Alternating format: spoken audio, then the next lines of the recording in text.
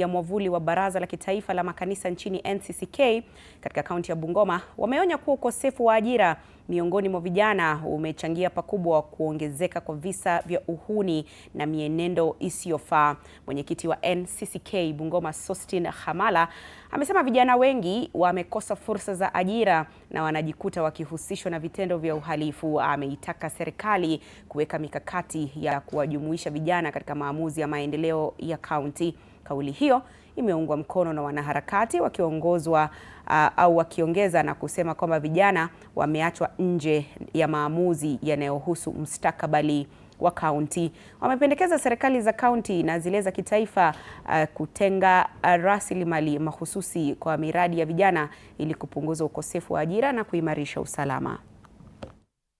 Kama tunaenda kwa uchaguzi, kama sisi kanisa tunataikana kukue neutral, tusikue kwa mrengo yote, kwa sababu hao wote ni wandugu wetu, madada zetu, they are our friends.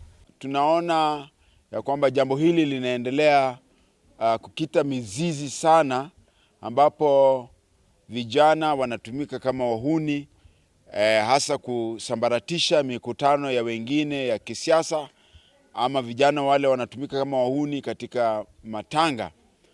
Na tumeweza kama viongozi kutoa ushauri ya kwamba serikali lazima iende kwa undani kuangalia mambo la wale wahuni ambao wanajiita goons, na pia serikali iweze kuweka mikakati ya kuona jambo hili lisiweze kuenea.